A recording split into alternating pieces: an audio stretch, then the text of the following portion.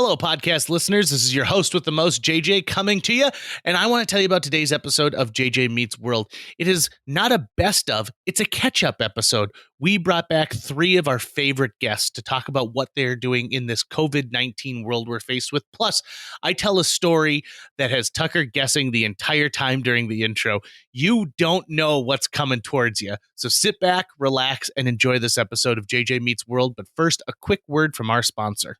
This episode of JJ Meets World is brought to you by Natalie Deutsch of Hatch Realty. Natalie has a proven track record to get your home sold faster and for more money. She is consistently focused on her clients' needs and wants throughout the entire process and make sure that they are well taken care of. If you're looking to buy or sell, reach out to Natalie today. On average, Natalie sells a home every 3.74 days. That's at least 2 a week. And last year, Natalie earned her clients on average over $4,000 above list price on their homes. And you don't have to take our word for it. Here's some of the great reviews Natalie has received. I was overwhelmingly impressed with Natalie and all the Hatch team. She was very responsive and responded to all of the emails within an hour. She gave great advice and encouragement from the listing and pictures, the offer, and all the closing details. The marketing team knew exactly how to promote my property, and I was pleased by how soon and easily my property received an offer. I was actually dreading selling my condo, and Natalie did such an awesome job that I felt like I really didn't need to do anything. The thing I most appreciated was that she really listened to what I wanted to do and respected my decisions. I would definitely recommend Natalie and all the Hatch Realty team. They made this process so wonderful. That was from Diane. So listen, if you're in the mood to buy or sell a home, give Natalie a call right now. You can reach her at 701-388-9338. Natalie, Natalie, at hatchrealtyfm.com, or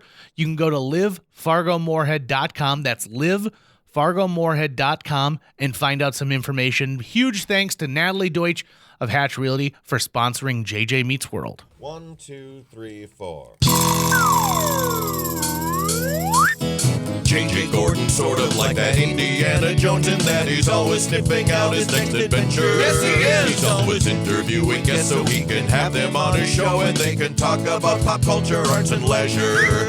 JJ has his flag unfurled and he likes his french fries curled, and he's fun and then he twirled as he goes to meet the world.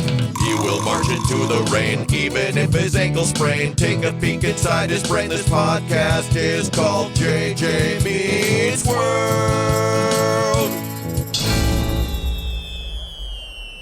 Years ago, I worked for a country music festival that involved a lot of camping. And the people who would come camp, 30,000 people would come camp for this festival. They would just be out in what were hay fields the week before the festival, and then just be party central, and then hay fields again 2 weeks after. So when you get that many people in a space like that without modern facilities, one of the things you have to get are porta potties. Numbers. Jiffy Johns, honey wagons, whatever you want to call them. Shit shacks? Yeah, I think a couple people probably do call them S-shacks. I'm going to tell you about one experience I had in one of those that I will never forget. This is going to be good. I was managing the biggest party campground of all the campgrounds. And this place was known for the people to arrive already drunk. And then for 6 straight days, just drink in the sun and make poor decisions. So it's day 2. And on the first day, people can start coming in and they pay a fee for early camping. And the next day at noon, they no longer have to pay for early camping. So the people who want to save that $60 line up on the road, and you get a line of cars that is probably, no joke, 5-6 miles long. Just camper after tent after pop-up. It sounds like a nightmare. So, it really is. So we have got a porta potty that is for employee use up by our ticket booth. And it's for employee use because it's located there for them. And if they need to use the facility quickly, it's better not to have a big line of people wearing Daisy Dukes and guzzling out of 40s that have been taped to their hands. So I notice a person kind of stumble up to this, and I don't think twice about it. I'm like, oh, it's another drunk patron using, our porta potty, no big deal. And maybe 20 minutes later, I go because it's time for me to use the facility. And I open the door and I see something, and immediately I stop and like slam the door shut. And I look at everyone who might be in the vicinity around it. What I saw was a completely undressed woman with one entire leg in this porta potty. And my first thought was, oh my God, I don't know who to call at this point, because do I call the porta potty people because it's technically their property? Or am I calling security to take care of this? Or do I call the medics because she's got a foot that's in human waste? I don't know what to do. So I call a group that we have working there called the chaplains. And the chaplains are volunteers from area churches who are there to kind of bridge the gap. So if somebody's had too much to drink, they've got some medical training where they can help. If there's if a couple have a fight, they can give one or the other a place to stay, so that they don't have to pack up camp. It was a pretty neat program that they had. So I call the chaplains. I say, would you please send a female chaplain and have them bring some clothes? Now, what they ended up sending me was unfortunate, because they did send me a female chaplain, but they also sent her 16-year-old son, who is working with her on the golf cart at this time. And they didn't bring any clothes. What they brought was one of those tinfoil looking security blankets that you put in the back end of your car. Okay. So they arrive and they say, okay, so what's going on? And I lay out like, okay, there's a person in there who needs some attention. And so they go, okay, we'll take care of it. So this woman walks in, and then she walks out immediately and she goes, it smells so bad in there. And I said, yeah, it's 95 degrees and this is out in the middle of a field with no shade. What did you think was going to happen? So they finally are able to kind of get her some clothes. I give her a sweatshirt, and somebody gives like an extra pair of like shorts that they had, and they get her dressed and they take her away, and she's passed out. She's fully passed out. And so they take her back to the chaplain base, where they have medics come and take a look at her, and they're like, yep, she's drunk. She's passed out. And about 3 hours later, she wakes up. And she's like, oh my God, what is going on? This is, I don't remember being here. And they said, well, unfortunately, you passed out in a porta potty. And she's like, why is my leg all blue? And she's like, well, you had your whole leg in the porta potty. And so she leaves, and the next thing I hear is in my campground, they said there's a major fight that has broken out. You need to get over to this area and help get everyone taken care of.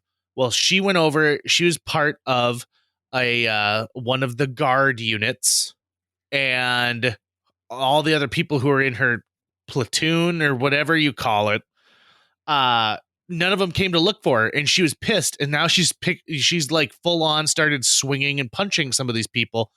And so there's no stopping this fight. It is a bunch of military personnel who are supposed to be there representing their faction, trying to get people excited about joining whatever guard unit it was, that I was like, I don't know what to do. Let's call the actual cops. And so the county sheriff came over, and he kind of gets in the middle of this, and one person mouths off to another, who mouths off to another. And this sheriff ends up getting punched square in the jaw. And by a service member. Now, what's interesting is like the punch, I'm sure, hit him good and hard, but all it did was just make him angry. It's not like he spit out a tooth. It's not like he was bleeding, but he was immediately ticked off. And so 3 of them got taken and put in the drunk tank for the night. And the next day, they come back. They get dropped off at the entrance of the camp, and they go to get all of their stuff and they pack it up, but all the keys to like their 3 vehicles, their issued vehicles that they were supposed to be there with, were gone.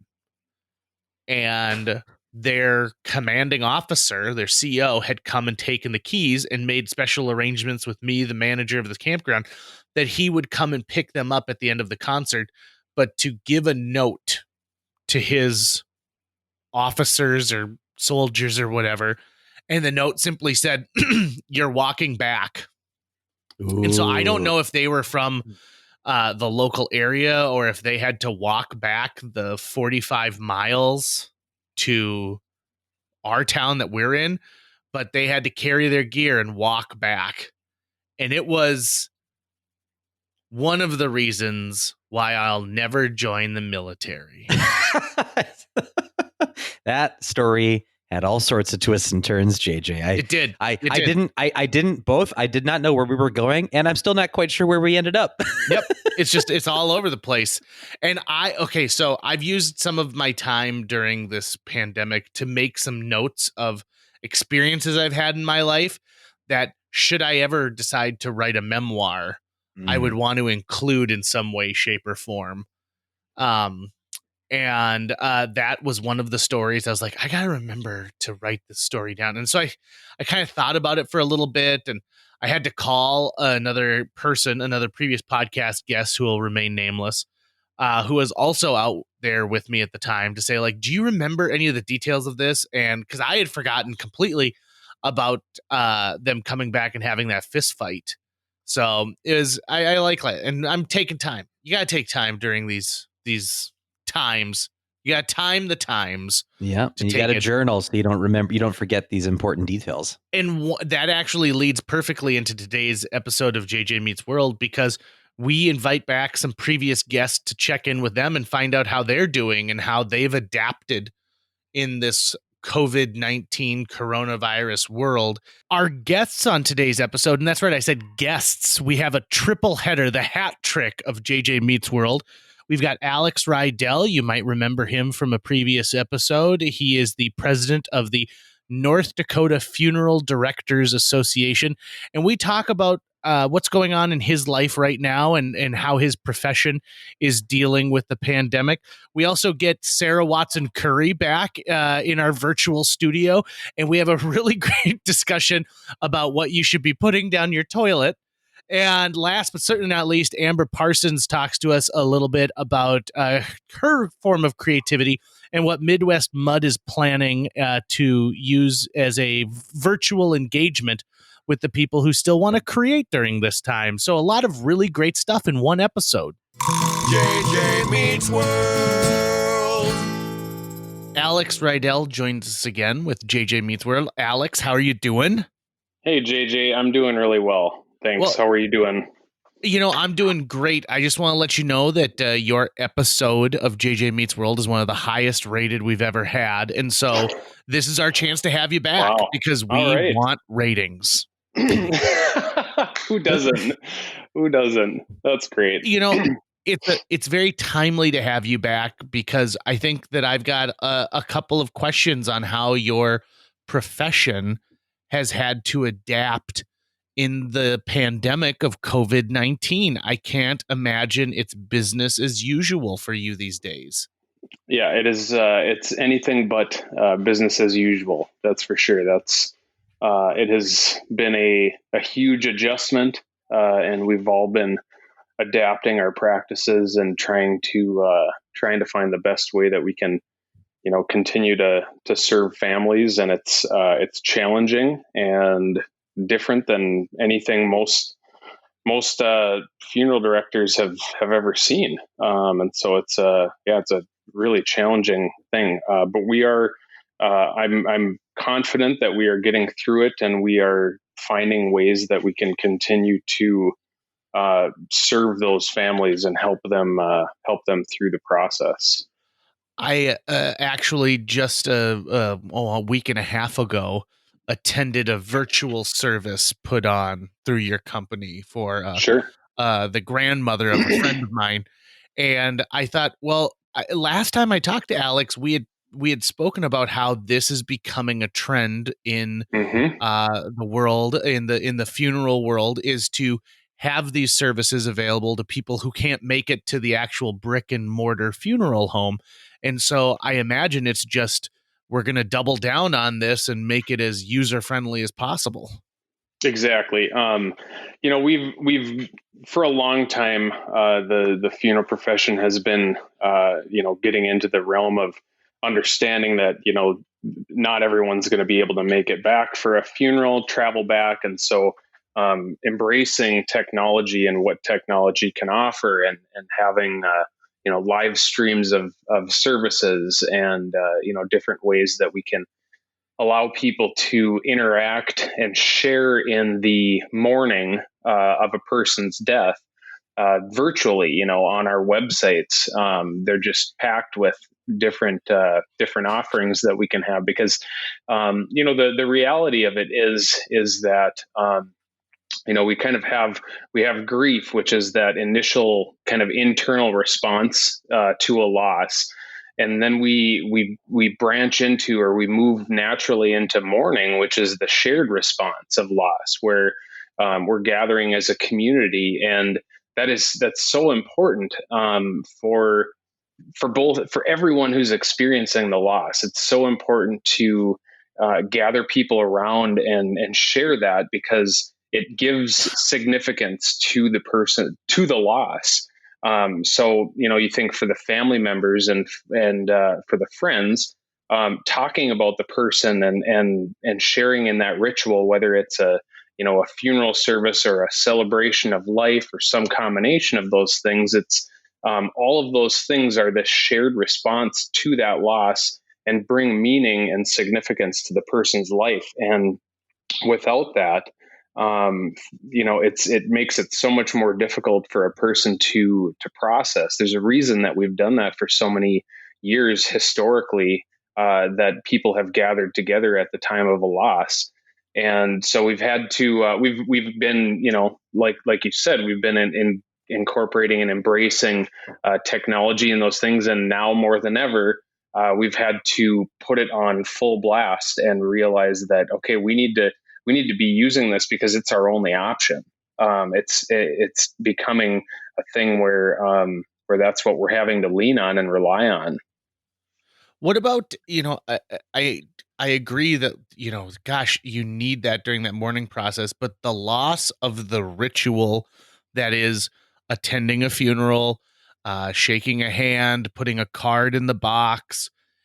Do you think that it'll take time for people to get used to this idea? Because I don't see, just like the workplace, I don't see funerals ever going back to the way that they used to be, now that this technology has proven that it works. And the idea that, nope, we have to hold off for 3.5 weeks until Uncle Barney gets back from Italy, it takes away a little bit of that worry, but it also changes the ritual of going and sitting in the service, and even that moment that you can have with the casket. I'm curious, do you think that's going to change the way people grieve? I don't think that's a really good question and point, and I don't think that it will change the way people necessarily experience a loss. It's still going to be a difficult situation when someone you love dies. There's no getting around the fact that there's going to be sadness, and there's going to be grief, and you're going to want to share in that. How that looks on the mourning side, I think that will change to a certain extent. But what I believe in looking at this situation that we're having now with the COVID-19 pandemic, and the inability for people to gather in large groups like they would normally do at a funeral service.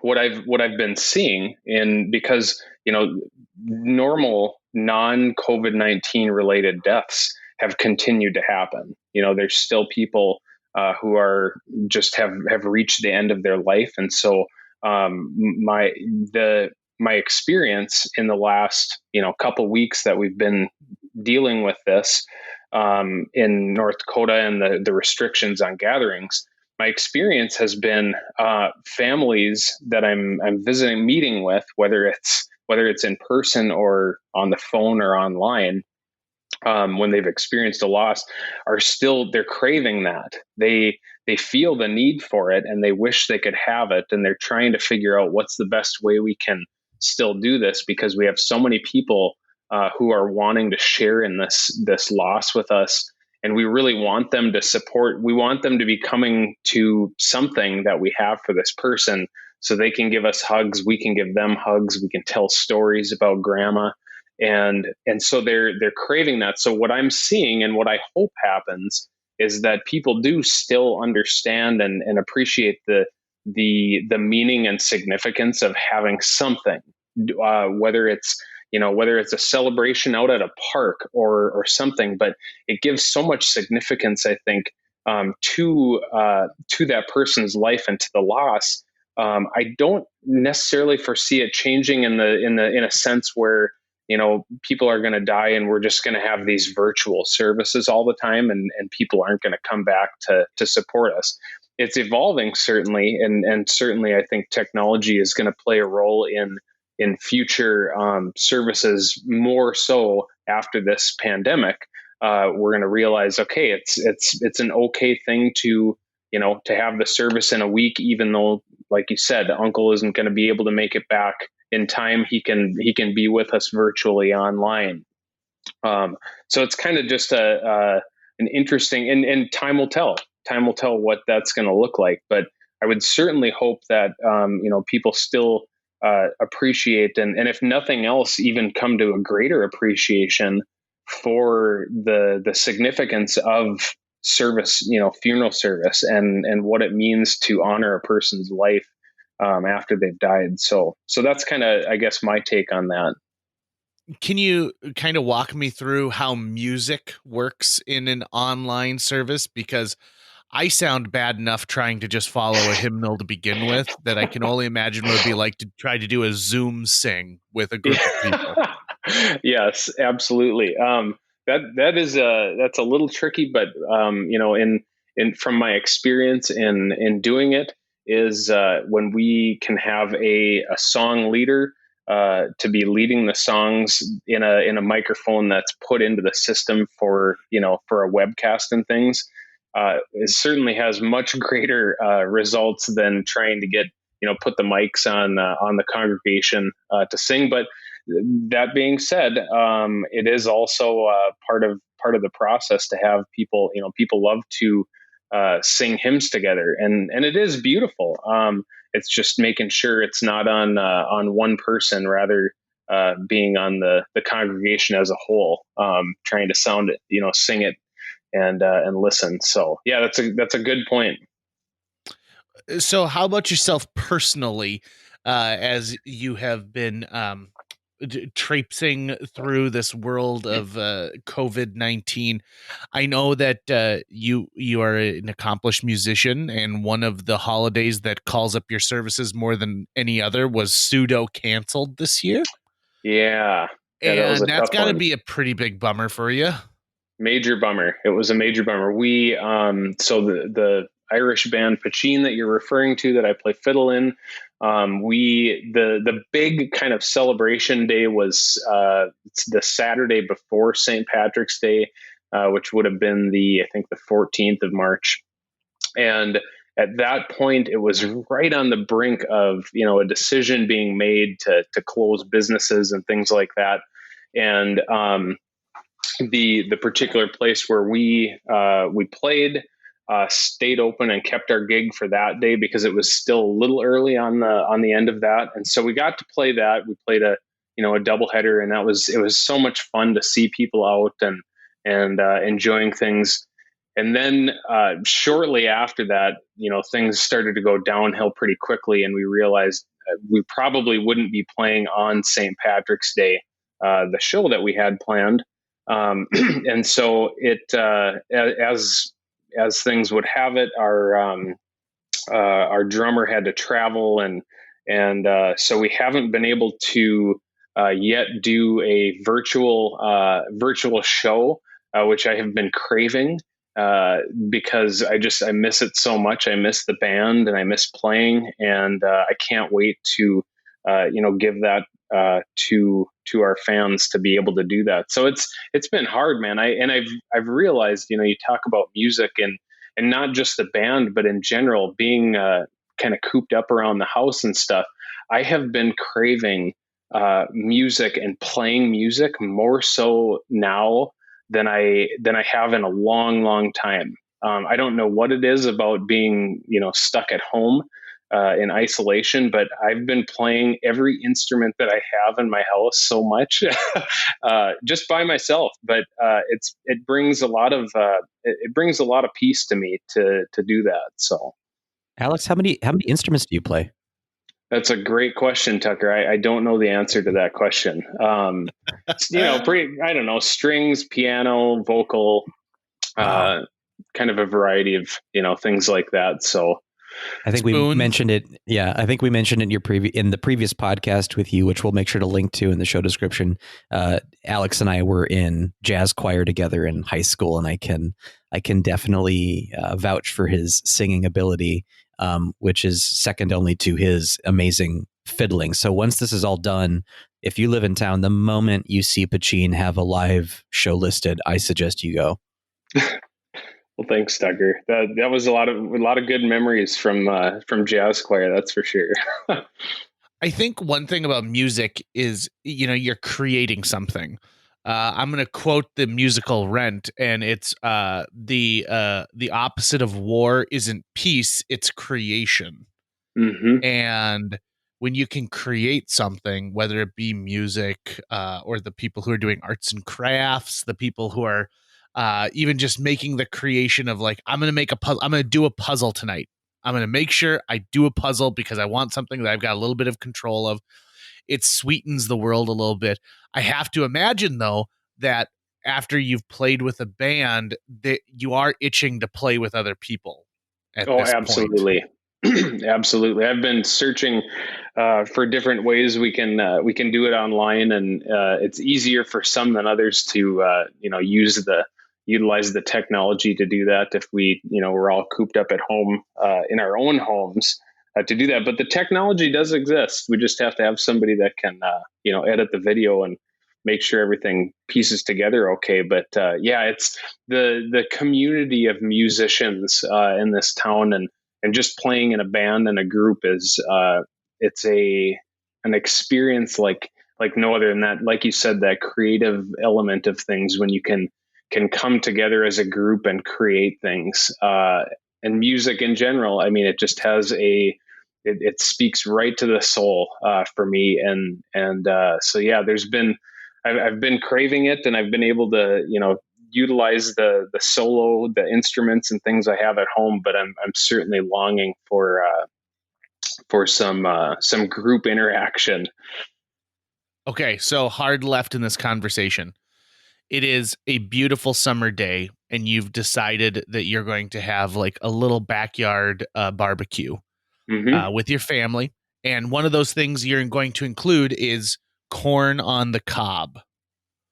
Okay. Walk me through your personal steps of making corn on the cob. You got it. And be as specific as possible, please. Wow. That is a hard left, but I'll go for it, man. See, this is what JJ needs. Yes, exactly.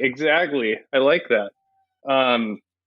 So the way I like to do it is I like to kind of leave everything on the cob, so all the leaf and everything, put it on the grill, and then once it's cooked through and it's hot enough, open everything up, put butter on it, and a little bit of salt, a little bit of pepper, and what I do like to put like a little bit of like a cayenne pepper on it.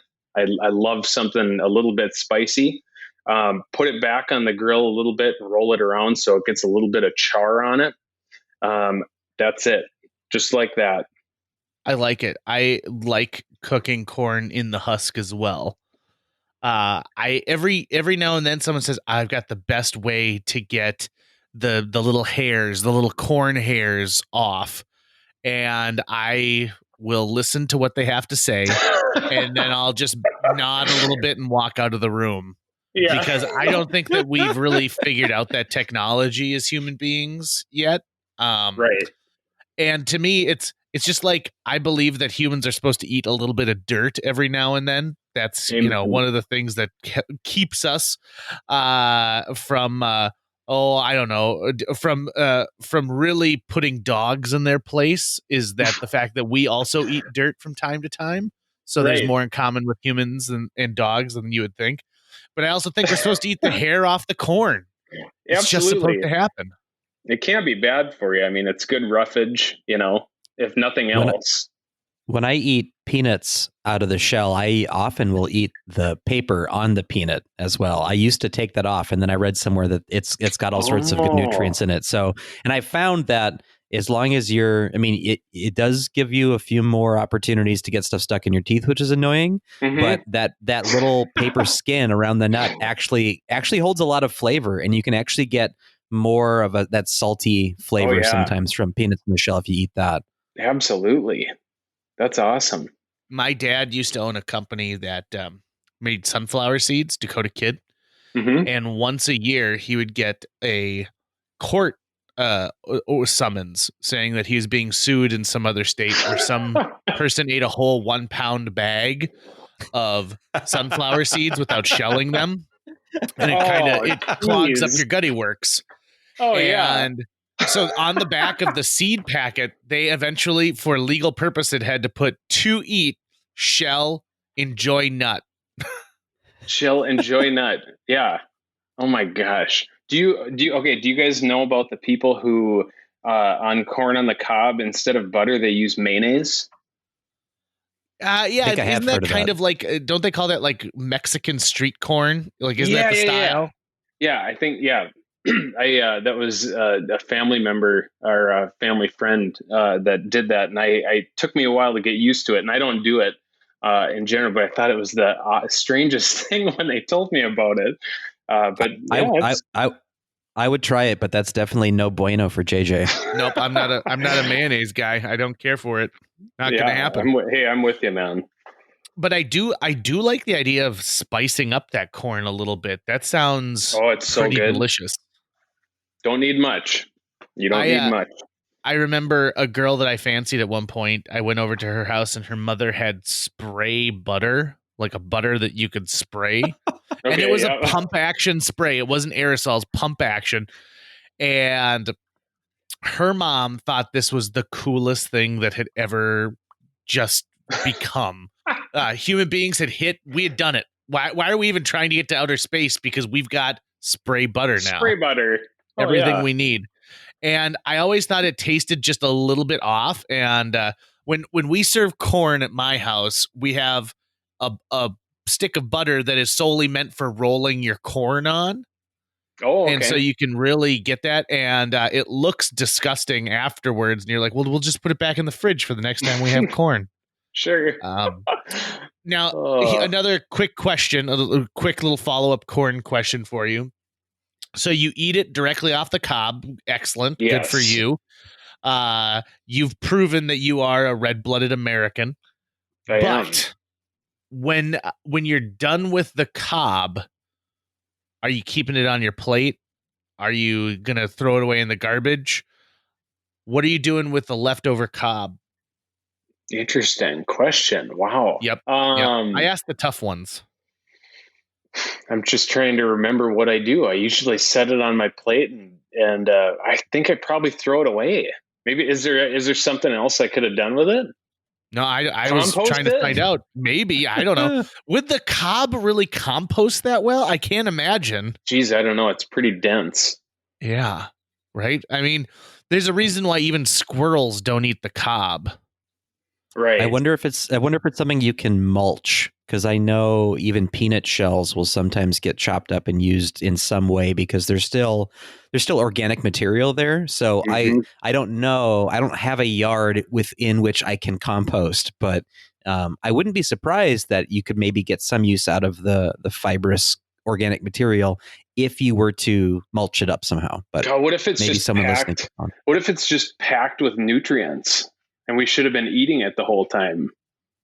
That's an excellent question. And I fear that the answer is we've been wasting cobs for Exactly. generations. God, I think you'd have to chew on that for a long time. It's nature's jawbreaker is the cob, not the corn, but the cob. The cob. I think everyone, at the time we're recording this, we're, just shy of a month of people really practicing social distancing.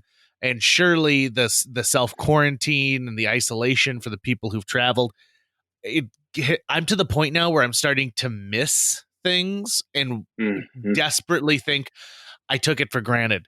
Example, when I'm sick during the winter, like when I get like a bad winter cold and I got the tickle in the back of my throat and my nose is running, I think at least once during that illness where I go, man, I don't take feeling good.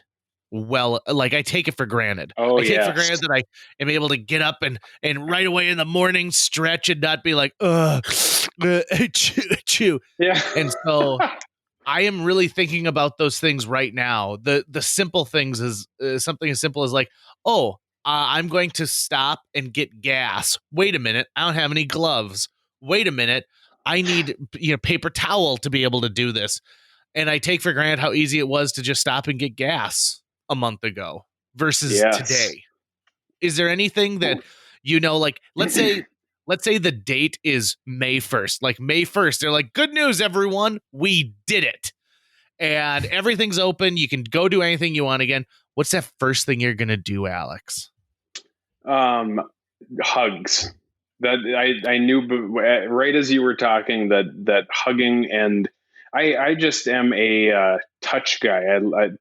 Physical touch is so it just is so meaningful for me. And I am probably, if there is a hard end to this, which I don't think there's going to be, but when I know I can safely be hugging people again, I feel like I'm probably just going to start hugging just everyone I run into, because I miss that so much. And I think it's such a beautiful, comforting sign of love to another human being. And I miss that so much. I mean, I almost had tears in my eyes thinking about it the other day, because I was kind of reflecting on that, the things that I'm missing and that I'm so looking forward to having again. And just being able to touch another person is probably the number one thing that I'm looking forward to right now. I'm lucky in my house. I've got 2 dogs and my wife. And so I've got that contact. Notice the order in which he listed that. Yeah. Well, yeah, because you go down in order from number, right? Like if I had 5 box turtles, it would start with 5 box turtles, 2 dogs, and a wife. But I think of people who don't have any other family members or somebody that they're, they've decided to isolate with. And I think, man, it's tough for me. It must be a million times tougher for you. Tucker, you've got your cats, but you don't really have a lot of other human contact. It is a stress I had never knew before until COVID. And that's coming from someone who's an introvert who definitely both appreciates and needs solitude and the ability to be in my own space. But, I guess the saving grace for me is that this happened in the internet age and not to me in the mid 80s when all I would have would be, telephone calls. I think I've gotten to the point now, like you said, JJ, we're shy up on a month of doing this.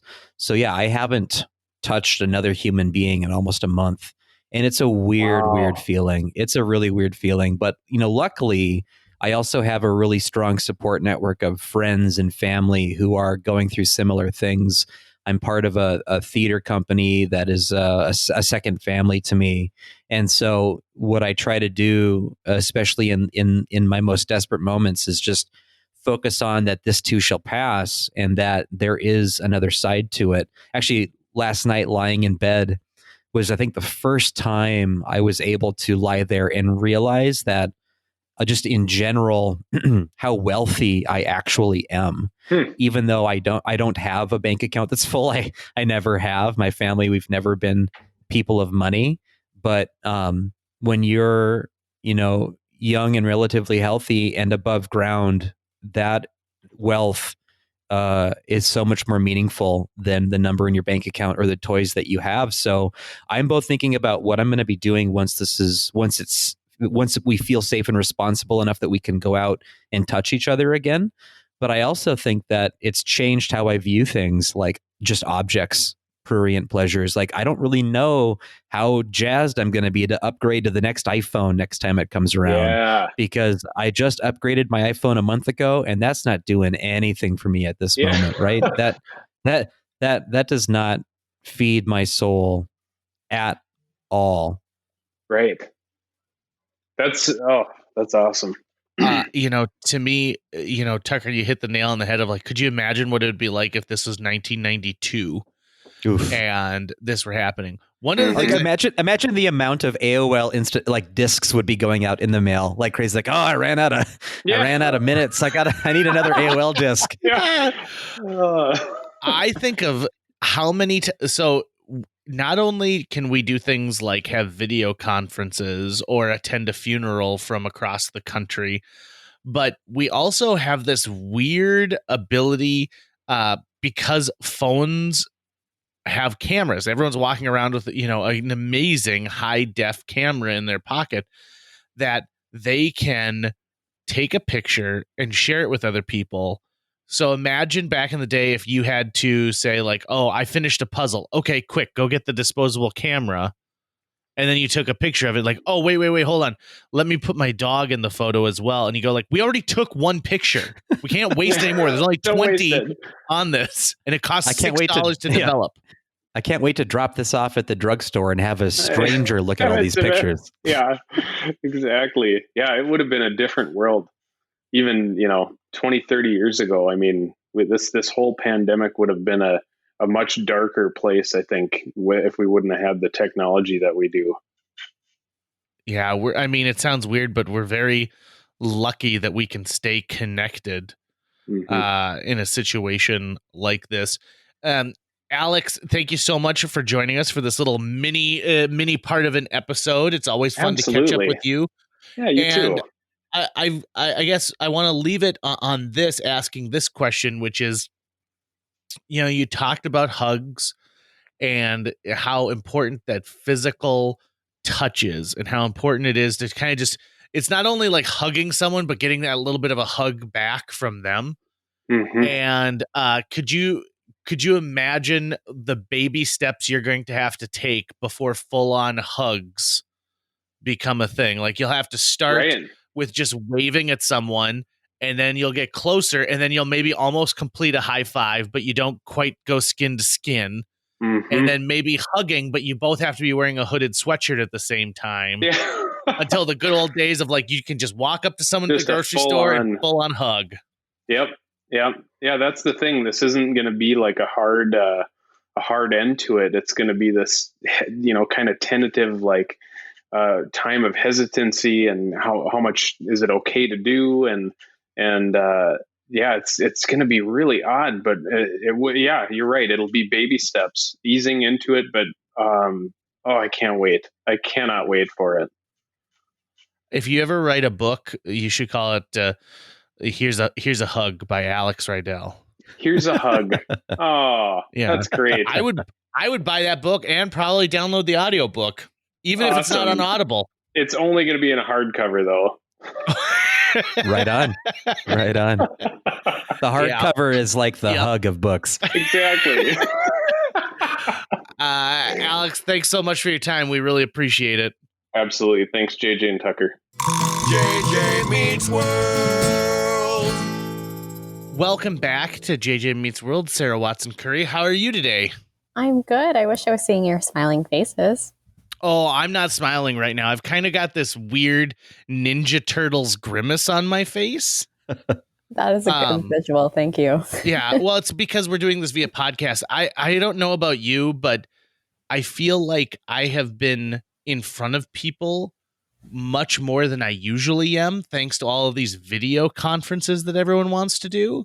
It's exhausting, isn't it? It really is, isn't it? Yeah, it takes a lot more time too.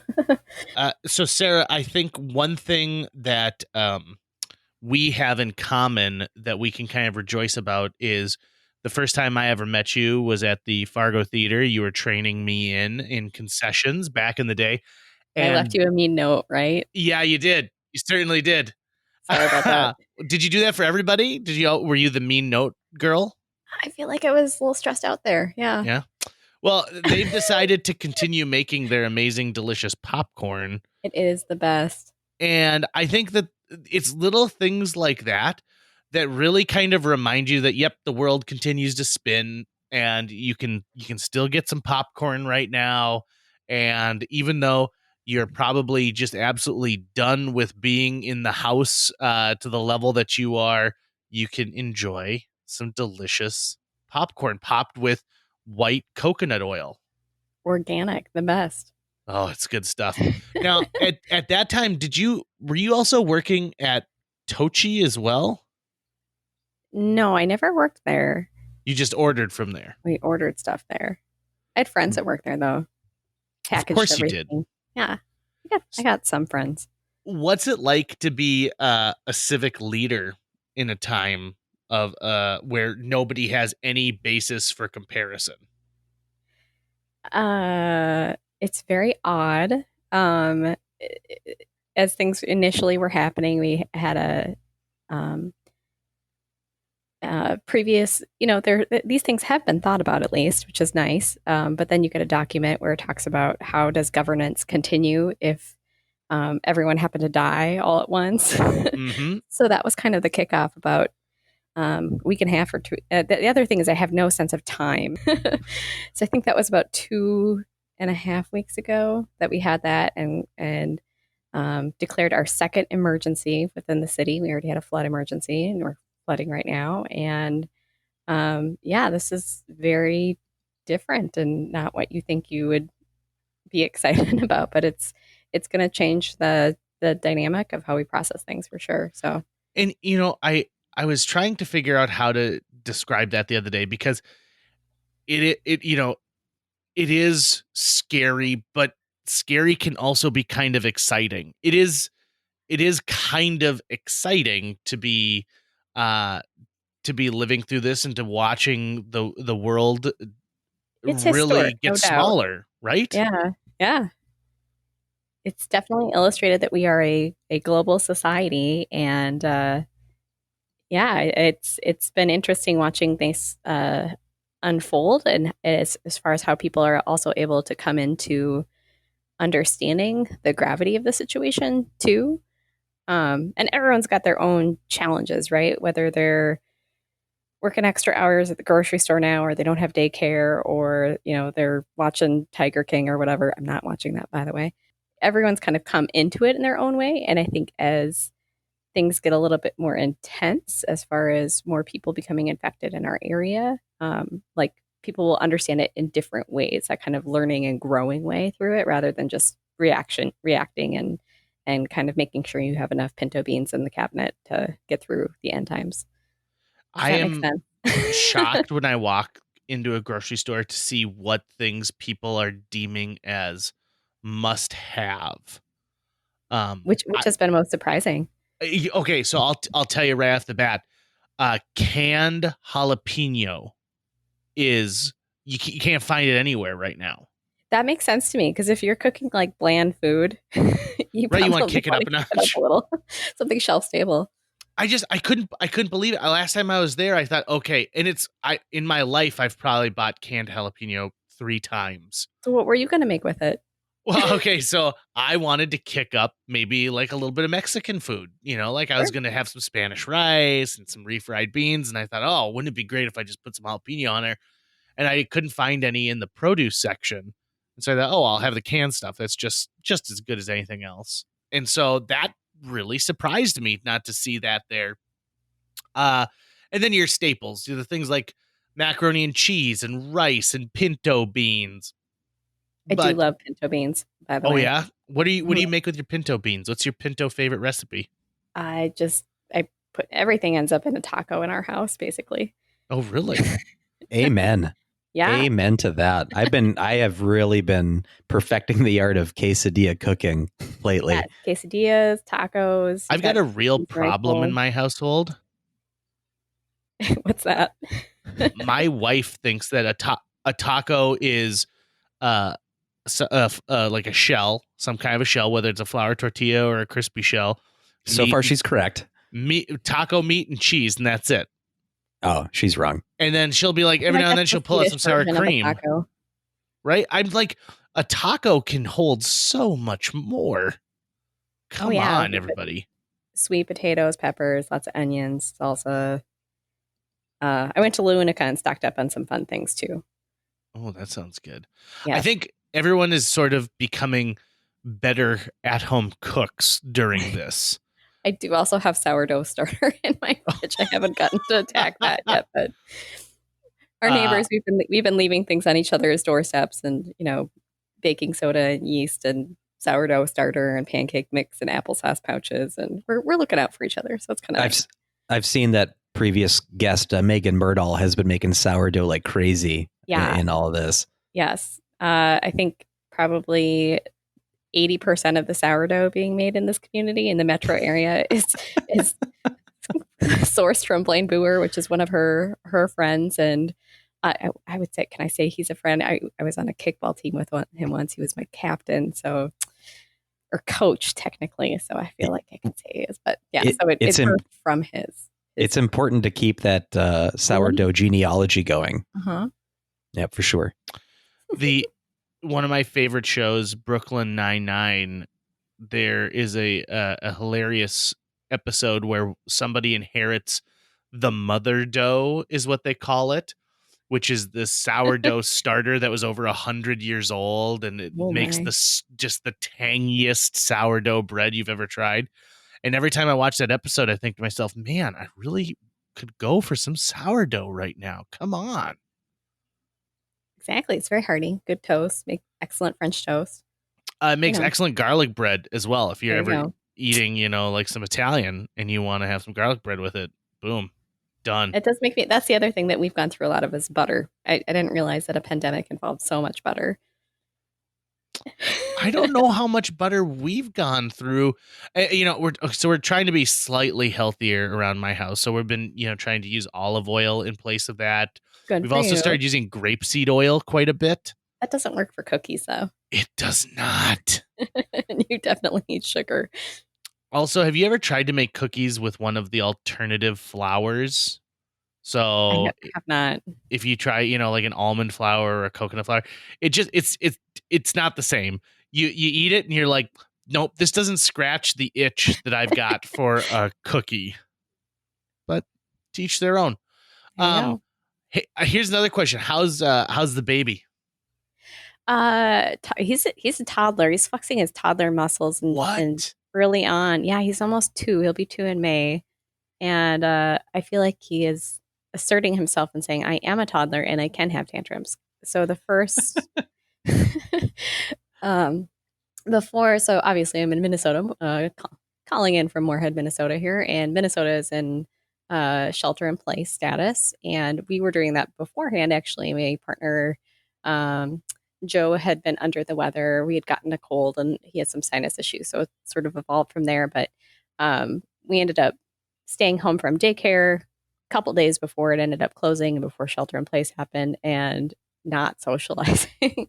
And he's used to kind of like going places. And so he had some real tantrums and said, we got out of routine and didn't get to go places. And that was a problem. We're doing a little bit better now. We're kind of rolling with things. We get outside every day. That's helpful. And he's got some new words in his vocabulary. We made pizza the other night. So he said, pizza. And so then I made cookies today. And when I opened the oven, it was pizza. That's adorable. It was pretty funny. So he is a good distraction to just focus on, being present. And like you said, people are, doing some homemaking, and that's not a terrible outcome of this, is to really, refocus a little bit about what is important. I think that one of the things I really want to walk away from in this is I want to learn to finally sew. I Oh, don't know yeah? how to put a button on. I don't know how to mend a seam. In fact, I showed Jill my first attempt at it from a couple weeks ago, and she was like, "Oh, we might have to throw away those pants." Do you Because have a seam ripper? apparently You need a seam ripper. a what? Seam ripper. Okay, what is that? It's already, but here's the thing: the seam's already ripped. Yeah, I know, but it's a helpful tool. Then if you sewed it on wrong, you just use the seam ripper and you pop out the stitches. Really? I don't know how to describe it for radio. Let's see. It's smaller than a pencil. Okay. And For radio. That's cute. That's a good start. And it's kind of got a little hook with like a small razor blade, so you can, and a point like a needle, but it's got a hook shape, so you can slide it in and it'll just cut the thread. JJ, do your pants look like Frankenstein right now? No, so here's the problem. I have been wearing a new brand of pants that I feel really make my legs look awesome. Like I've never owned a pair of clothing where I've been like, wow, this really accentuates a part of my body, but these make my So legs what do your look Zoom amazing. meetings look like if you're showing off your pants? as- That's interesting. Well, I do a lot of standing, right? I stand up and I get, my legs, and I also have my computer tipped slightly. There you so that go. people can see it. But the problem with these pants is they haven't really reinforced the just below the zipper part where it leads into the under part of the pants. I can't fatal think of a flaw. nicer way of saying that other than being like the crotch rips in every single one of these pants. So I've got a really nice salmon colored pair, and I had this rip, and I'm like, I can fix this. And so I took black thread because I thought, oh, this probably won't show up as bad as I think because it's in this, it's in an area where people shouldn't be staring to begin with. And it did not go well. I was kind of like just going in one part and out the other and looping it over. And so it looks like if a car, like if someone was driving a car and they jumped out and the car had like a full square mile of nothing to hit, what might happen? It goes a little bit here, it goes over there, and it just is really bad. Visible stitching, there's a Japanese term for it, is very in, right? Like you get a hole in your favorite sweater. Yeah. I don't know if you want it near the crotch area, but we also had gerbo jeans for a while. That was a thing. So when I always wear underpants, so it's never like I am worried about offending anybody. Even in the shower, it's weird. Yeah, even in the shower. There are never dozens nude. of us, dozens. So sorry, that was a never nude reference. Yep, I'm glad that you pickup. could bring out an Arrested Development reference for this. This is the time we need that the most. Here's a weird question for you, Sarah. Have you, by any chance, watched the show Dairy Girls? No, I have no idea what that is. So Dairy Girls, Derry. It's about a small town in Ireland that's on the it's a border town in Northern Ireland, and it's set in the 1990s. It's made right now, but it's set in the 1990s. Are they wearing gerbo jeans then?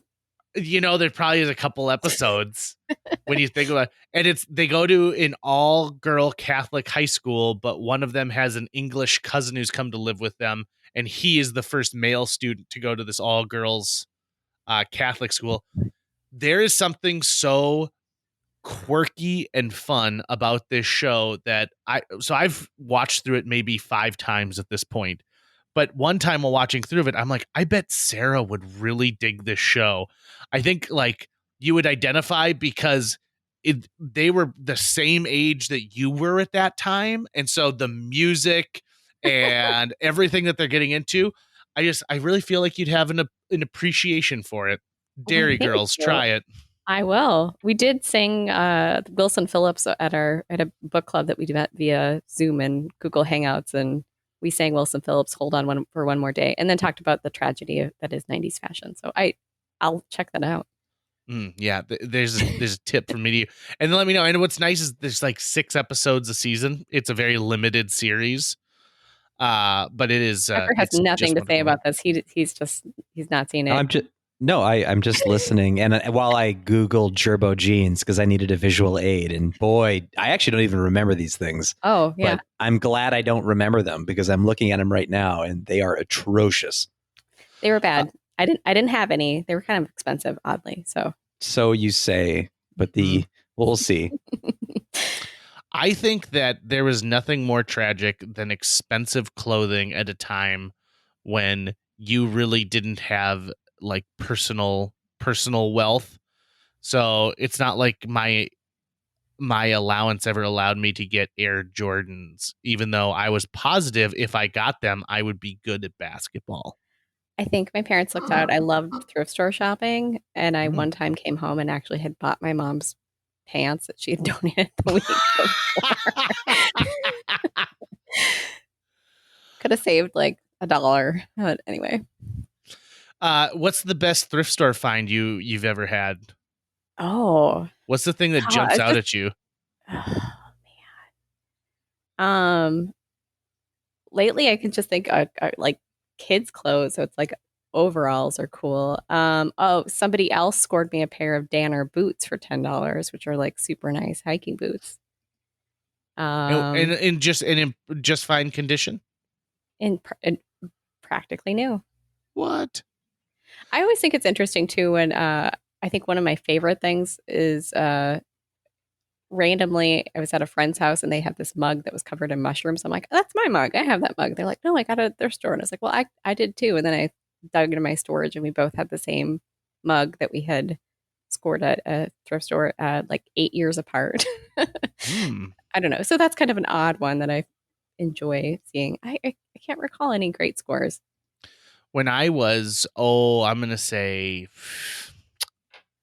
13 or 14 years old, I rode my bike and picked up a copy of The Green Mile from the thrift store. And it was a dual VHS. And so I watched the first half of The Green Mile. And then when I popped in the tape for the second half of The Green Mile, it was not The Green Mile. Oh, dang. It was some family's home video. And so I wanted to know what was going to happen with Michael Clark Duncan.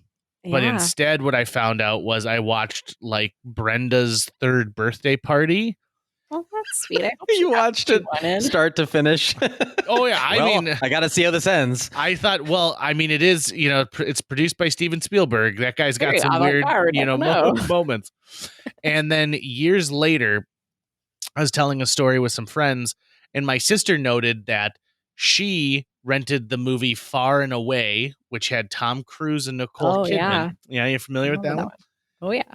And halfway through, someone had recorded over like 2 girls pretending to lip sync to the Spice Girls. Oh, gosh. And then it went back to Far and Away.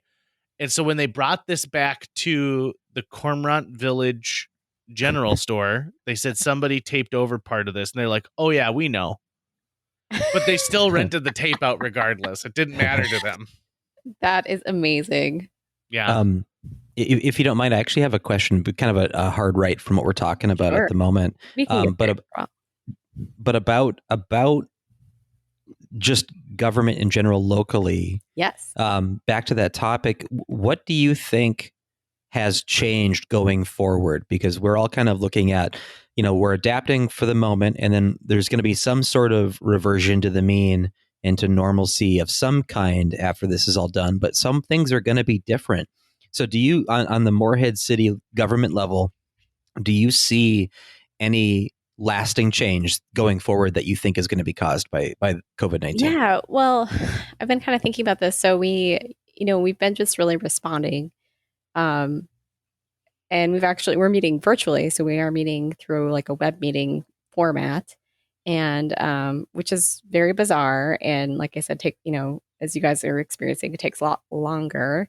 And I do miss my colleagues, I'll have to say that, and the staff. But, the biggest thing is right now, as we're treading through it, is just making sure we have the policies to take care of the staff that we have, and keep them healthy. But it is, it really highlights, I think, what are the essential services and functions of city government. And so everyone wants to make sure that they have power, that they have clean water, that they can flush their toilet. Parks are pretty handy at this point. And so I think as we're trying to keep all those things going and keep our staff safe, it's kind of odd. Like, hey, oh, is it safe for our sanitation workers to be collecting garbage? We've had to modify some things. And so I think it will change kind of how we're processing and making policies and moving forward as far as what are the most essential and most important things for us to safeguard. I think we already had a grasp of that. We would always joke about how, like, cities function, you got to flush your toilet, right? Like, that is really important. But I think when everyone's stuck at home and there's so many health concerns, those things are really, knowing that you can depend on that is really, really important.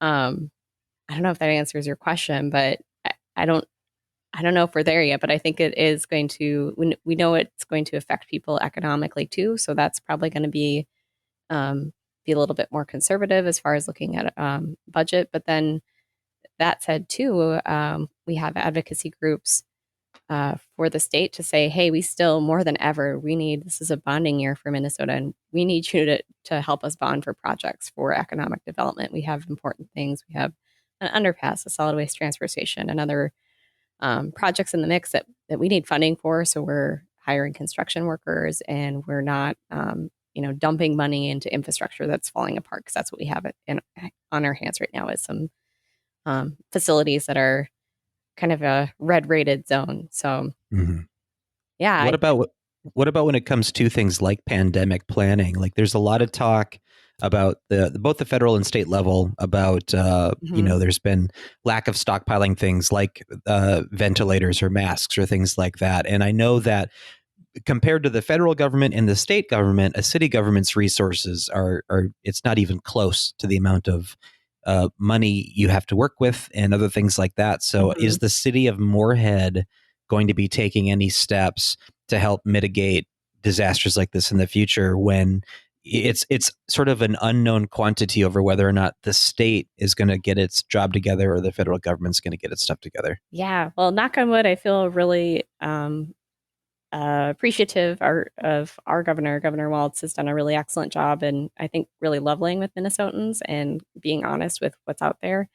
I'm a little removed from that because it is more of the county public health is managing the crisis for this. But we do have an emergency team, and they annually are, running different things, like what if there's some sort of gas or chemical spill or something like that too. So they're rehearsed as far as getting together. This one's a very unique in the fact that they still need to work together but apart.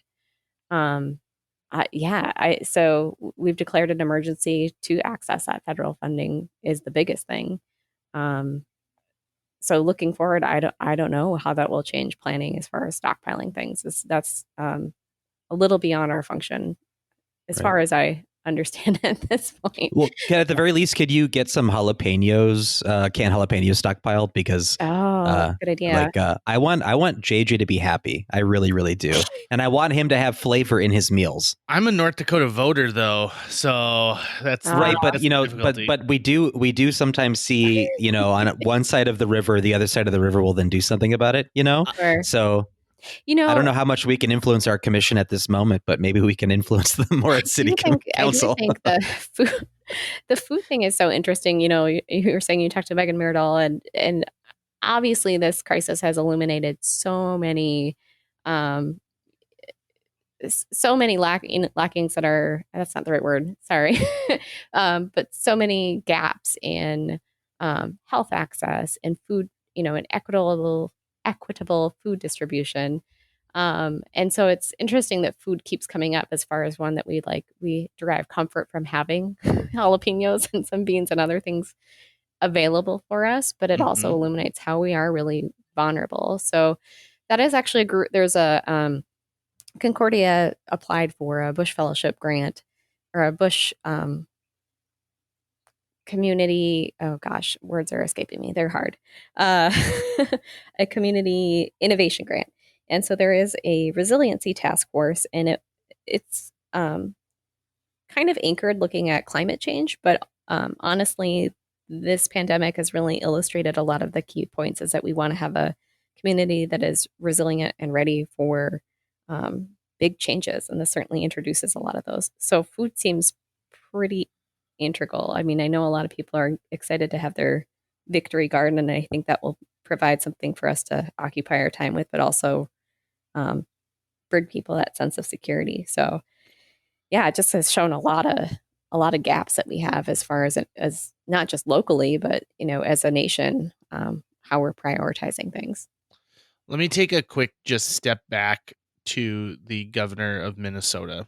Sure. Because I couldn't agree with you more, Sara, that I feel like out of all the people I hear on this constant news cycle, he has the most honest, straightforward answers. And when he doesn't have an answer, he fully admits, he goes, "We don't know right now." Yeah, it's a work in progress. This might change. I mean, I love it. And in fact, just this last week during my day job, my co-host brought up the fact that she goes, "You know what I like is I like his attitude of like, hey, I saw you all at the lake this weekend. You're not supposed to be going on vacation. Now's not the time to open up your cabins. You stay home. I don't care what the governor of North Dakota is doing. I'm not his governor. I'm your governor." And I just get such a kick out of this. He's like, it's almost like your dad. It's like being talked to by your dad. Is he like one of those Italian mayors that we're seeing like uploading these? I haven't been paying attention to his stuff, so he's probably much more polite, Minnesota nice than the Italian mayors he's got, are like being. The buffalo plaid on. He's just very sad that fishing will still happen, but they won't have the governor's fishing opener event. Yeah, I'm almost surprised he didn't kick a rock after announcing that. He was so disappointed by it. Yeah. But shucks. Yeah, like he put hands in his pockets and he walks away. But he's been doing a really great job. I'm really proud that he has been so honest and forthright. I think that's pretty interesting to see people's kind of leadership under fire evolve too. So yeah. Well, I think we see, you find out what stripes everyone is made of by the end of something like this. And I think there are some people who can be fantastic leaders when it comes to balancing a budget, but when something like this happens, they don't know how to react. They don't know what to do to it. And vice versa. You might have someone who is really amazing in this time, but doesn't understand the other aspects of the political realm. But you get to see some people shine who normally don't find themselves in the spotlight. I think of everyone from like the public health people to the field epidemiologist.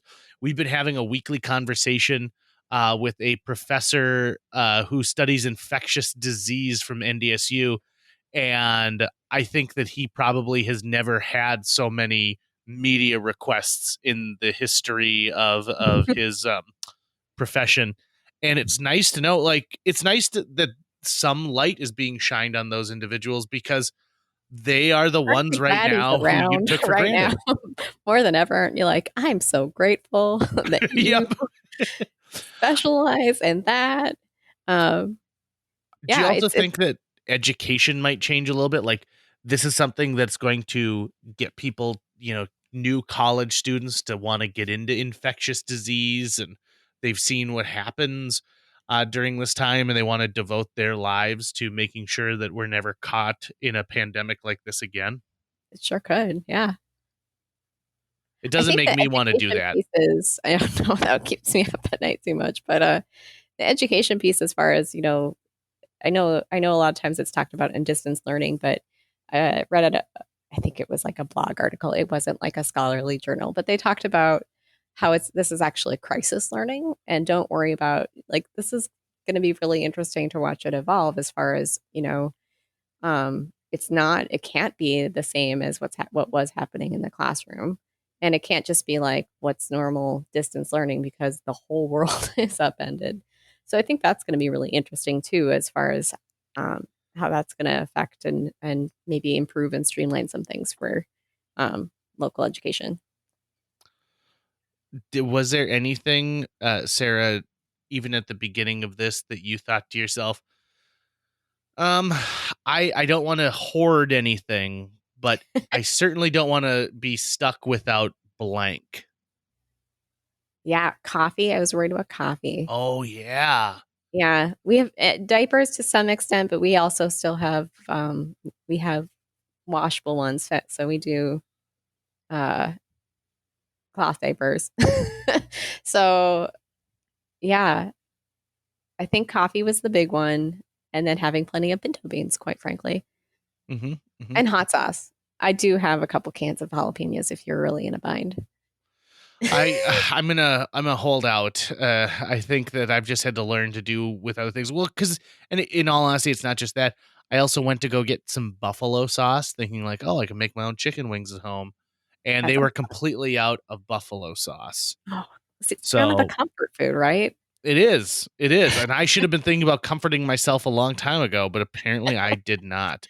It is weird how many of us are now, for the first time, thinking about things like supply chains. Like I've just never, I've grown up in a country where there just was never scarcity, even on that level. And it's even tough sometimes to look around and say that this is scarcity, but it's just so weird to think about all the potential things that get affected. It's kind of like I forget the name of the saying about the butterfly's wings, but like how one particular thing can set off this cascade of other events, and it's hard to appreciate it until you see it happen, and it affects you. Even if the thing that it stands out to you is buffalo sauce or canned jalapenos, right? It's so weird. Those things you're used to just can be gone in the next day.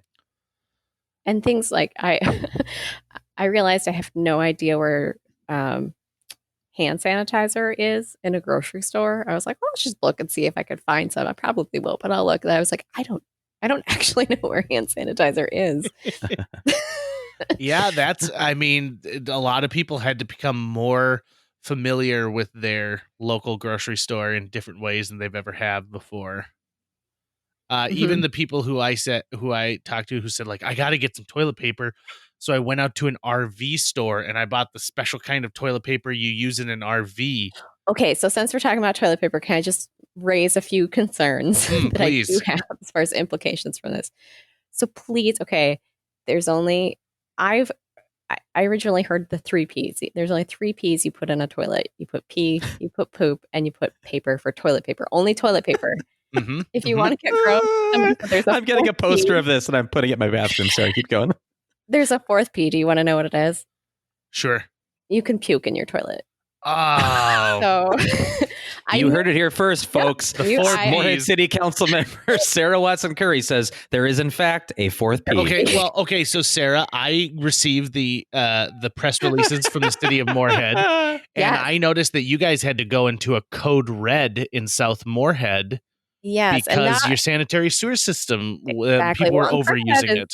Yeah, part of that was also people hadn't taken their sump pumps. They could route their sump pump internally, like they didn't have to exit it outside of their house. I don't know the technical term for that, obviously. So all of this water, when everything was melting, was coming through people's sump pumps and also going into the wastewater stream. So that was part of it. April 1st, people. April 1st, you put your sump pump outside. Thank you. But yeah, so those are the only things, those 4 P's that Tucker's going to get a poster of. Maybe I'll work on it in my spare time. I'll work on some graphics. Well, it's the only things you should be flushing. Even if it says flushable, flushable wipes are not a thing. The advertisers are fooling you. Don't put diapers. Don't put dreams. Don't put. I like how you approach this like a scientist who's found a new theory. They're like, oh, by the way, we've always thought E equals MC squared, but it also turns out you can puke in your toilet. I think that, Sara, it's funny is when we had the run on toilet paper and I saw that people were buying all of the paper towels up, my first thought was like, oh my God, our sanitary sewer system is screwed. Yeah. Because you don't need that on top of a flood and a pandemic and then a snowy emergency. You don't need sewer backup in your basement. I think on a federal level, we need to pass something where if someone's going to deem something flushable, you are so right. We need a government agency who's going to test that. and figure out whether or not it is indeed flushable, because we're to the point of where we're making it a whole ordeal to call something milk that is other than a cow's milk. Length We of the can't. seats, that was a thing. Yep. Or organic. We definitely have oversight for that. Why don't we have oversight for flushable? I don't know. I don't know. Sounds So like you're the man to head up that department, JJ. on the other end of the waste stream, thinking about that too, is the other big thing, that the kerfuffle I saw, at least via social media, is the beloved, as some people say, the best time of the year is cleanup week, which is always in the first week of May, has been postponed until September. And I've seen people up in a tizzy about it, when I just think, well, okay, I know you have some time in your hands and you're cleaning out your basement. I'm doing that too. I'm stacking things up, but like, we cannot have temporary staff and our sanitation staff going around picking up off the stuff that's been, touched by you and then touched by all the people looking for treasure. So stuff like that is kind of driving me bonkers, where I'm like, I understand that was a thing that you look forward to, and it is a very helpful function and service, but it's going to be okay. Yeah, how is Sally Jacobson going to do her annual photo posing with people's garbage? Yeah, So I don't know how she's going to handle it. We'll Now. have the beautiful fall light. It'll be great. Sarah, it's funny because when they announced that last Friday, it cut me deep, because I'm one of those individuals who all winter long I've been working on projects around the house and cleaning stuff out and saving it. I've got a whole section of my garage that's cleanup week, and the thought of having to hold on to that for 3 extra months is almost unthinkable. But I will say this, my first thought was I was worried about the people who would go out there and have to go boulevard shopping, and just thinking like, okay, well, you're just going to interact with all of this stuff. And, I know you're not wearing gloves. You're shoving basketball hoops into the back of your minivan, whatever you happen to find on the side of the road. That is how we're going to spread COVID-19 like there's no tomorrow. Oh my God. Because even if you had opened up like the landfills and people could bring their own stuff up there, it's still, people would bring up an old couch, but then drive away with 4 grills that are just missing propane tanks. And so you just can't trust the people. No, we've tried lots of pleas for that too. You can actually bring stuff to the landfill or to, so in Fargo, you can take it out to the dump. I think they've actually changed. I know we've changed where we won't charge for that week, because it's much more convenient if people are bringing a trailer of stuff from somewhere than it getting sprawled all over their front yard. So that was a practice we started last year too, but you can bring it to the transfer station, or you can bring it out to the dump, and the rates are pretty reasonable. But you have the whole thing is then you got to deal with it yourself, right? Like you got to pick it up, you got to plop it in a dumpster, and that's a lot of work too. So, and I would take precautions for that at this point as well. Yeah, and take it from someone who's been to the dump more times than he wants to admit. It's not like a fun place to go drop off your garbage. It's just fascinating not. though. It is. Oh, Grounding. It's grounding. It really is. It definitely makes you think twice about whether or not you need to start recycling to the nth degree in your home, when you see the amount of garbage and the fact that it is tall enough that you actually drive around like the spire of a mountain to get to the tippity top of that, to drop off your dirty diapers and deer carcass. Those are things I constantly see at the dump. But on that note, Sarah. And on a high note, huh? Yeah. Thanks for making some time for us. We really appreciate it. And thanks for catching up with us during this COVID-19 pandemic.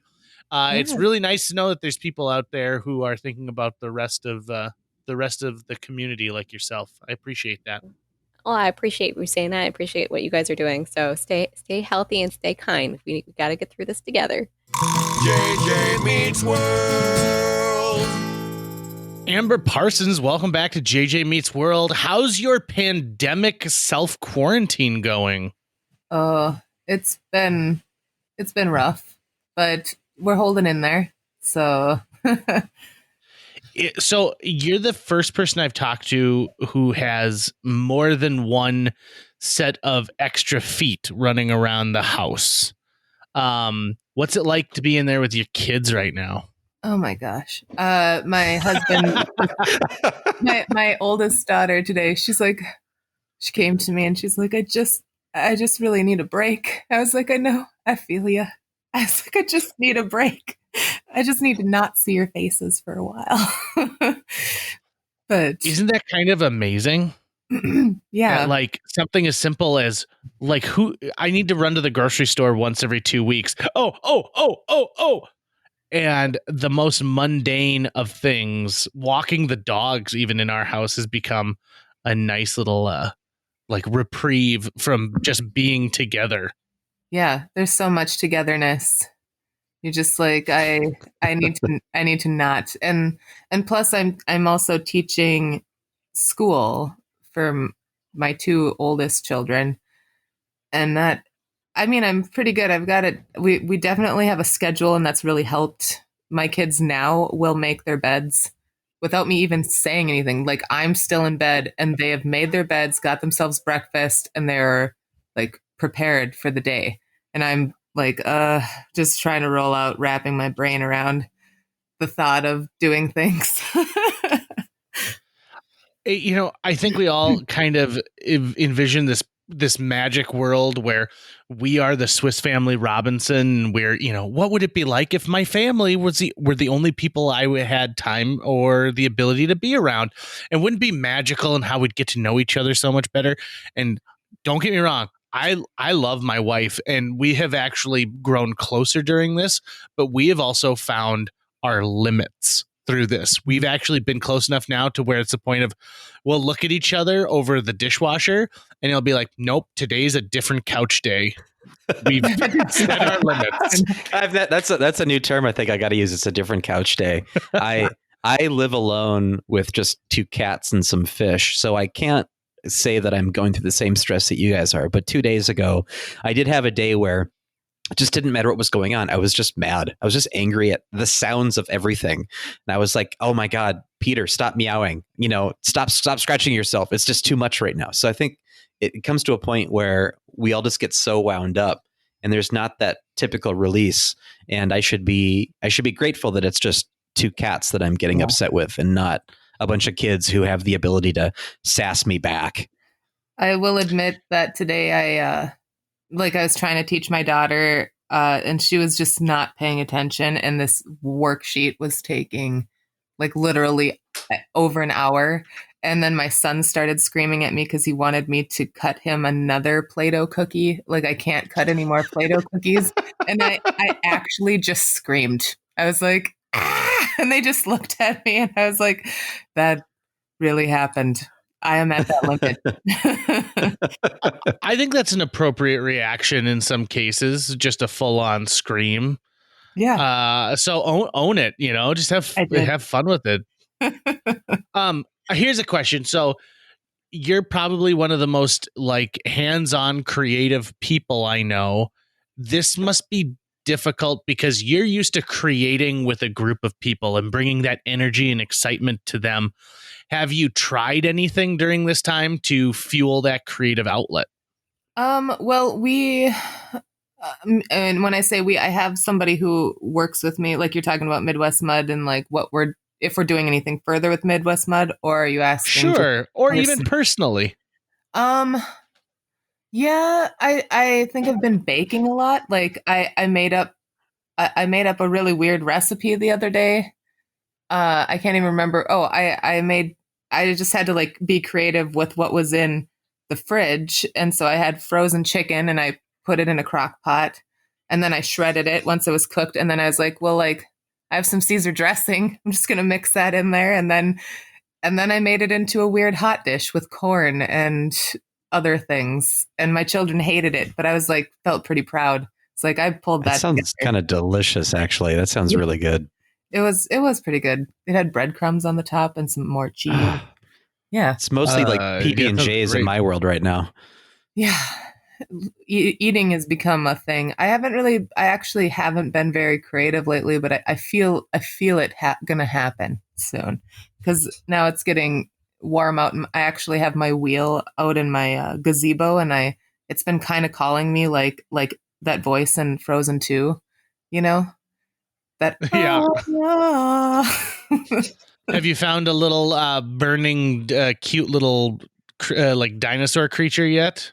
Oh, well, we have a bearded dragon, and I moved him upstairs out of the basement the other day. Like, I just had this feeling that he needed to move upstairs because I felt so bad because I haven't been going to my studio. So it's like, must be depressed. So we brought him upstairs. Oh, wow.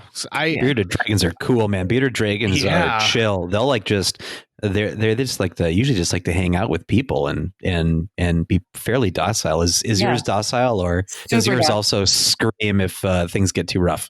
I feel like he screams on the inside. He's more like an inside screamer than a full on scream. But Amber, when you looked at your freezer and refrigerator and you thought, okay, what am I going to make? Have you ever had an absolute disaster with creating a meal from scratch? Yes, multiple times. But that's where you learn. Do tell. Well, like there was one time where I had put some sort of like. I really just didn't have all the ingredients, and I was making some sort of meat pie of some sort, and you just got a little handsy with the spices, and you taste it, and you're like, no, but we're going to eat this, but no. There was a time when I didn't really understand what tomato paste did to a meal. And I thought, I'm making a Swiss steak, so I'll just add a bunch of tomato paste, like 2 cans instead of this. And no joke, it turned into just a giant, like, tomato brick. No. And you'd think, that might be all right. It was so horrible. And nobody in my family had the courage to tell me that it was horrible. And so everyone sits down, they're eating. I sit down, I take a couple bites. I decide I don't like it and I'm not going to eat it. And they were all kind of looking at me, waiting for how much is he going to eat? Because I will match that amount. And years later, and I'm talking years and years later, someone finally came up to me and goes, you know what? That time you made Swiss steak was the worst garbage I have ever eaten in my entire life. And I've eaten rotten meat. Oh. So, so you gotta own it. Yeah. Sometimes it just doesn't work out and you just roll with it. And then if all else fails, you just eat the next meal. Maybe, you're not going to die from not eating one meal. So it's going to be fine. I am a terrible, terrible cook. I have almost zero skills. I can build a sandwich with cold ingredients, but I can put a frozen pizza in the oven. That's about it. So that every time I've ever experimented with any kind of cooking, it typically fails in the first 5 or 6 attempts. But yesterday was my very first success I've ever had. And to most people, it's absolutely nothing. To me, it's a big deal. And it was a cheeseburger quesadilla, which I am going to be making probably for the next 5 nights because I know I can at least do that. You're so fancy, Tucker. About using like I'm a leftover user. Like I like to transform the leftovers into something else. My family thinks that it's a brand new thing because they won't eat leftovers, but they just don't know I've Jedi mind tricked them. One of my favorite things is when people do sort of like a leftover roulette of like, okay, you're going to reach into the fridge and you're going to pull out one of the plastic containers and that is your dinner for tonight. It might be leftover steak. It might be spaghetti sauce. You could also possibly just pull out the rest of the creamed corn we had, but that's what it's going to be. I grew up in a family where I didn't have a lot of siblings, but when my mom's side of the family got together with all of her cousins, it was a huge group of people. And so there were some days after where we enjoyed some leftover roulette like that. It's kind of, I don't know. Loved it. I like recreating. I actually always really I liked the chopped show, where you get like this basket of like surprise ingredients. And that's what I feel like when I'm using the leftovers. You're like, okay, I got this thing and I got this thing. What am I going to make it into? I kind of like that problem solving. That seems to reflect in your art, actually, because I remember when you were teaching JJ how to make the Stein, I mean, you were cutting away pieces of the clay, but then that was all getting reused. I mean, there was nothing that was just being thrown away, right? Yeah, no, I like even after like a class, and I have scraps, or like let's say I've prepped for a class and I have some scraps that are smaller, I will dry those out and then I turn them into slip. And then I've been cake piping the slip onto forms and drying it out and then making that into like a sculpture. So I just try to use everything because I don't like wasting. So then, what steps are you taking then? I mean, are you currently teaching people still how to make stuff, and are you getting them materials somehow, or are they sort of left to fend for themselves and you just connect online? Well, I've been working. I just had Hooligans, not Lakeside, but Hooligans in West Fargo reached out to me, and they wanted to promote my classes. And the problem that I had was like, so now I have to figure out how to get these materials to people. And then I have to figure out how to get the materials back from people so I can fire them and then get them back to the people. So it's like a pretty big undertaking to do it online, but I think I might have figured it out. So I have a bank of lockers that I've been working on to act as my pickup location for just finished projects. But I think I'm going to use it as like a hub for like picking up the materials. And the type of classes I'm going to teach are definitely going to be different. Like I can't do it exactly the same way. I've also looked into mailing things, but then that makes the price of the class up, like higher. So, but I think I'm going to just try out the whole people picking up work, and then we'll just have to have multiple pickup times is really what will happen. That's a pretty awesome idea. Yeah, do an online tutorial, and then, yeah, we'll just see where it goes. Do you, like when you're hosting something like that, where it's kind of a virtual at your own pace, everyone's got a different experience by the end of it. Do you think that people are more or less inhibited when it comes to unleashing their creative juices? That's kind of the part that kind of stinks a little, is because people really feed off of each other in the classes, and watching other people struggle, or seeing that you're not the only one struggling with that part of it can kind of be a reassuring thing for you to move forward. And also just seeing other people's ideas and how they're using tools. So I think my classes are really about like that sense of community. So I don't know. I haven't tried it yet, so I can't really say yes or no, but I'm leaning towards maybe people might struggle a little, but you never really know. Yeah, I mean, I will tell you this much. When we made that Stein on a previous episode of JJ Meets World, I went into that episode thinking like, oh boy, I'm going to fail at this miserably and it's going to be awful.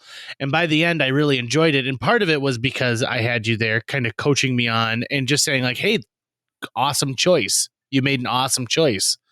Yeah. So I think that that is a hard nut to crack. But that being said, I don't think that it's impossible. I think that especially right now, people are so desperate for something outside of the walls of their home that bringing it in a way as you've described would be amazing. And they would probably go outside of their comfort zone more than just on an average class. Yeah. The other thing I also thought about was, instead of having people making the items, I might just make some like my own work and not glaze it. And then they could do the glazing themselves, and then I'd fire it for them. So it would just be a different part of the process. So I would do the building, and then they would pick out the colors and the design it that way. Cool. which might be Wouldn't cool. that be kind of fun? Yeah, I think that'd be awesome. I think Yeah. people would get way behind that. I want to just dial back real quick. So you made a Frozen 2 reference just a little bit ago. Yeah. I just watched it just like right before. Oh, really? Came So on. personally, I think that Frozen 2 is less than Frozen 1. I don't think they got the same magic, but that's my opinion. So I'm curious, in a world where you're watching stuff that is family friendly and appropriate, do you have any favorite like movies that are aimed for a younger generation? And then do you have any that you're like, nope, this one's done. We're done watching this one.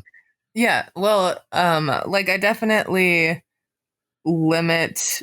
Okay, so like my kids really, we haven't had TV for a very long time, and we've just recently have allowed the children to start watching TV more. And the thing I cannot wrap my brain around is like these YouTube videos where there's like this one called Rebecca something, and she's like running around her house, like trying to solve this puzzle. And I just can't understand it. It seems so pointless. I can't allow that. It's not happening. Or like these weird voyeuristic videos where they're like, oh, we're going to open up all these wrappers and see what's inside, or like open up these Play-Doh wrapped things. Like, I was like, no, we're not watching this. I actually have a recommendation for children's programming right now, and I never thought that was a sentence that I would ever even utter. But the only catch is that it's an Instagram only show, so you have to watch it on Instagram, and it's made for vertical video, which is again something that typically repulses me to my core. But this guy makes it work really, really well. There's a guy named Avery Munson who I've been following for a long time. He's our generation. He's a really funny guy, really creative, and he decided to make his own children's show on Instagram during quarantine because he's ultra creative and doesn't know where else to put it. So he created the show called Super Secret Secret Club. And if you go to supersecretsecretclub.com, it's got all the info there. He makes 10-minute episodes. He's made one so far, and it's for children, and I was thoroughly entertained watching it. And he broke it up into pieces where the first thing he does is like he teaches you a magic trick or like a craft or something, and you learn that first. And then you have like a 5-second dance party, and then you've got this other thing, and it's really, I think it's actually pretty awesome. So the one time you'll probably ever hear me say I'm recommending a brand new children's show is right now, supersecretsecretclub.com with Avery Munson. Check that out. Oh, I'm totally. I've Okay. already just put it in my phone, so I'll remember. I have felt for years that I am a great consumer when it comes to media meant for children, because I think that some of it is incredibly interesting, and I think there's also some funny stuff because my humor is that of probably like a 9-year-old. Because that's when the best jokes are developed. Oh, yeah. One of the reasons I love like dad jokes so much. In fact, today I heard a dad joke that really floored me, which is, I'm going to give away all of these dead batteries free of charge. Oh. Ba-dum-bum. Right? Yep. That one has got it's a slow burn, but a fast reaction. I love it. But let me ask you this. Have you introduced your children to probably the greatest film of all time, In American Tail, Fievel Goes West? Oh, no. Don't. Just watch An American Tail. It's the only one they ever need to see. No, watch the sequel, In American Tail, Fievel Goes West. I loved Fievel. I haven't watched it. We've been watching Ratatouille a lot, which reminds me of Fievel Goes West. Yeah. Oh, really? JJ and I have an ongoing feud, which I am so surprised I was not at all backed up by people who listened to the show when they commented on Facebook.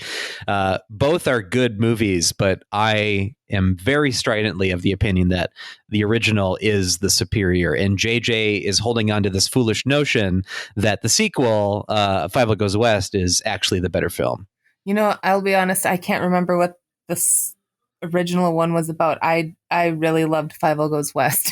So I might sorry. Oh, Amber. My vote. Oh, the first one is a commentary on immigration and being displaced from your family. Come on. So is the second one, Tucker. It's about how we got all of these immigrants to America and then we pushed them places like the Old West, where Was we had there- promises. How many of those films exist? Because there's no way that they're going to probably top the number of Land Before Time direct-to-video sequels that got made. No, but does it surprise you that it's the same production company who made An American Tale as well as the Bluth, Land Before right? Time? Yeah. Don Bluth's company. That's right. Yep. Okay, so in the American Tale, let's see. Hold on. Sequels and Legacy on its Wikipedia page. There's Fievel Goes West, and then there was The Mystery of the Night Monster, The Treasure of Manhattan Island, Fievel's American Tales, which aired on CBS for 3 months. Oh my God. And then apparently there's a video game for the PlayStation 2 that was only released in Europe. Is that canon? That's the question. Is it canon? Amber, do you ever introduce your kids to things that you liked when you were younger? Like, to me, An American Tale is something I remember having on VHS, and we watched, I mean, not a lot, but enough that I remember that in Fievel Goes West, you give someone the lazy eye. We watched some Tom and Jerry and we watched Bugs Bunny. I'm just trying to think if there's any other ones that they really liked that I actually really love kids movies a lot. Like, I was really looking forward to this Onward movie to come out, the new one. Have you guys seen that one? I saw it the day before they shut down movie theaters. Oh, like I love taking my kids. Like, if there is a kids movie in the theater, I will go to it because I really love kids movies. We watched Fox and the Hound. That one was really sad. Like, it's sad. That is a beautiful movie, though. It really is. All those movies really, like Fox and the Hound. We'll always be friends forever, won't we? Forever. I actually, when I was pregnant with my first daughter, I remember my husband had gone hunting and I was like all sad and emotional. And so I ordered a whole Papa John's pizza and I stuck it on my huge belly. And I just wanted to watch a Disney movie, but we didn't have TV. So I found, like, on Netflix, they only had Fox and the Hound. Like, they didn't have anything else that I really wanted to watch. So I just watched that movie and cried a whole bunch while I ate the whole Papa John's pizza. Like, I feel like it's very classic. I've done the exact same thing, only I wasn't pregnant at the time. So same thing with the belly, Fox and the Hound, the whole kit and caboodle. Okay, so I would like to we're gonna wrap this up here pretty quick, but I want to also recommend, you obviously have Disney Plus, I can tell from the titles you're mentioning. Yes. Watch Rescuers Down Under with your kids if they haven't seen it yet. When we were talking about Fievel's, I was going to tell you that was like the movie that I loved as a child. Like, me and my cousin used to like have this like running dancing thing that we did to the opening scene. I love that movie. That's a good one. That is a case where the sequel, I will agree, is superior to the original film. Wholeheartedly. I think that you've never seen the first one? No, I never seen the sequel to Rescuers Down Under. Rescuers Down Under is the sequel. There's actually there's an original movie just called The Rescuers. Oh, see, I didn't see it. See, I had no idea. I just knew Rescuers Down Under. I know both are good, but Down Under, for whatever reason, definitely hit harder. And I think actually I'm getting a lot of that from people with Fievel as well. Like, a lot of people who responded when JJ and I first aired our differences on this. I think a lot of people even just came from it from like, oh, I didn't even realize there was an original, that I thought the original movie was Fievel Goes West. So can we assume that mouse-based films, the sequel is always going to be better than the original then? Yeah, just don't even go to the original. Just skip that. Don't waste your time. Just see the sequel. Did they ever make a sequel to The Great Mouse Detective? They did not. But that's a good question. That would be a good test subject then. If they ever sequelize that, then I think that'll be, if that can land it, that's 3 instances where that is then true. And then, because I don't know, like I never watched Stuart Little 2. Oh, it's great. It's great because Melanie Griffith is in it as the voice of the bird.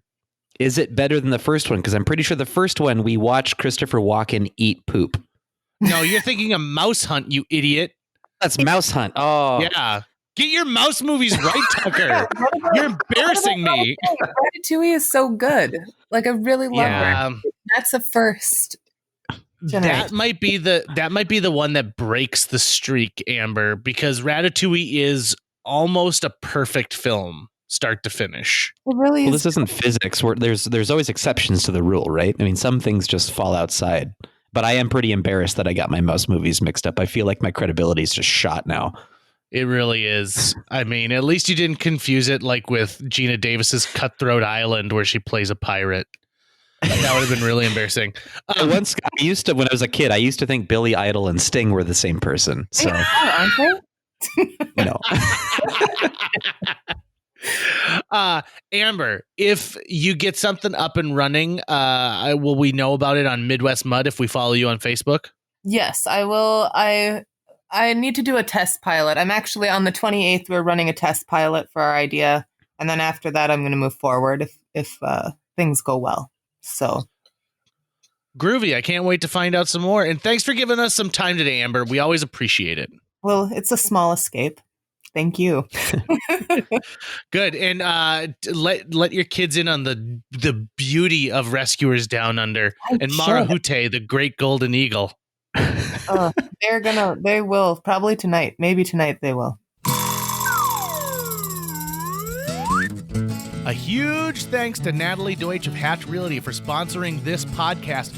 Folks, if you're looking to buy or sell a home, contact Natalie Deutsch today because Natalie Deutsch is not only a previous podcast guest, she's somebody who's going to care enough to sell your property for top dollar. She's also going to find you the best price possible if you're purchasing a new home. Last year on average, Natalie earned her clients $4,000 over list price on their homes and sold them faster than the market average. On average, Natalie's selling a home every 3.74 days. That's 2 homes a week.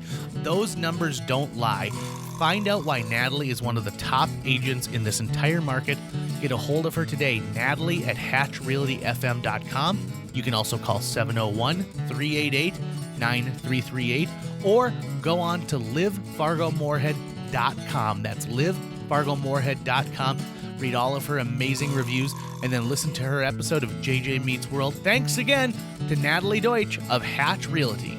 That's going to wrap it up for today's show. If you enjoyed this episode of JJ Meets World and would like to help us continue to produce 2 new episodes every week, you can donate to our Patreon. Check out patreon.com/JJ Meets World and donate today. Even as little as $1 a month can go a long way. Visit our website at www.jjmeetsworld.com or hit up our social media.